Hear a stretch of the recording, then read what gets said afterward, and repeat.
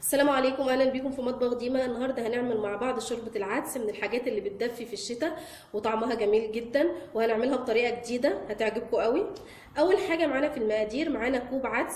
انا نقيته كويس وبعد كده غسلته، والكوب ده ربع كيلو. ومعايا جزرايه، ومعايا بصلايه وطماطمايه وبطاطسايه، كل ده حب صغير، حبايه صغيره.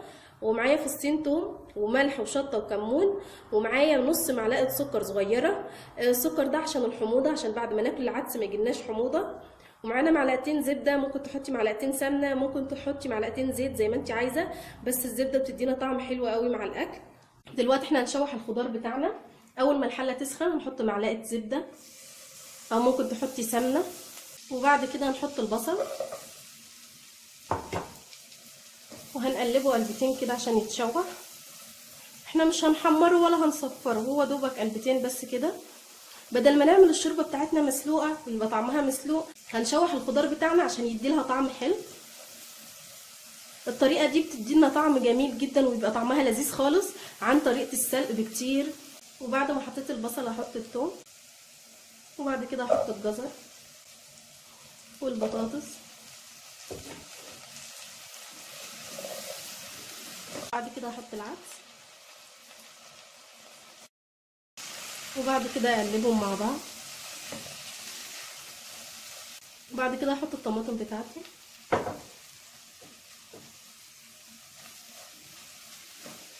وهحط كمون والشطه والملح. العدس بيحب الكمون الكتير، هحط كمان شويه كمون. والشطه بتبقى حلوه قوي في العدس، لو بتحبوا شطه فكتروها عادي، ما بتحبوش حطوا شويه قليلين. هقلب فيهم شويه عشان العدس والخضار بتاعي يتغلف بالماده الدهنيه اللي انا حطاها، اذا كانت زبده او زيت او سمنه. الطريقه دي بتخلي طعم شوربه العدس جميل جدا، احسن بكتير من المسلوقه. وبعد كده هحط الميه بتاعتي، وممكن لو حابه تحطي مع الميه شويه شوربه، ممكن تحطي مرق الدجاج زي ما انت عايزه. وبعد كده هغطيه واسيبه لحد ما يستوي. العدس بيستوي على طول، مش بياخد وقت، بس لازم نستنى لما الخضار بتاعنا كله يستوي ويتهري كمان.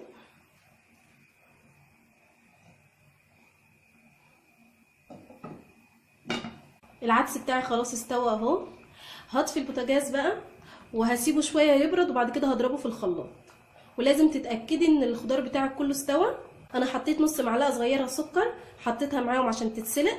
وبعد ما عملت الشوربه بتاعتي في الخلاط هحطها في الحله كده. لو لقيتي قوامها تقيل معاكي زوديها بميه.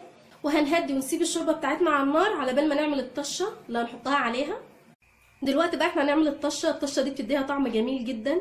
اول حاجه هنعملها، اول ما القلايه تسخن نحط معلقه زبده، ممكن تحطي سمنه.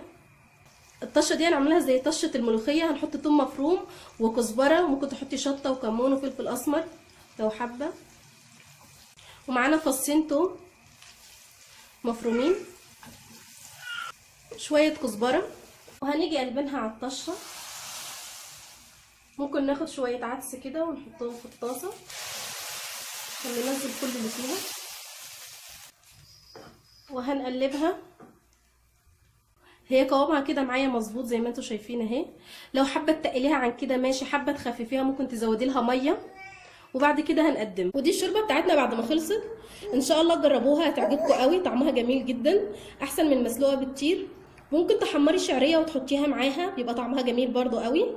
وبالهنا والشفا، وان شاء الله هتعجبكم. لو عجبكم الفيديو وعاوزين تشتركوا على قناتي، ادخلوا على اليوتيوب واكتبوا في البحث مطبخ ديما، هتظهر لكم اول واحده اهي. اضغطوا عليها، قدامكم كلمه اشتراك اللي في المربع الاحمر، اضغطوا عليه هيظهر لكم الجرس، اضغطوا عليه عشان يتفعل ويوصلكم كل جديد.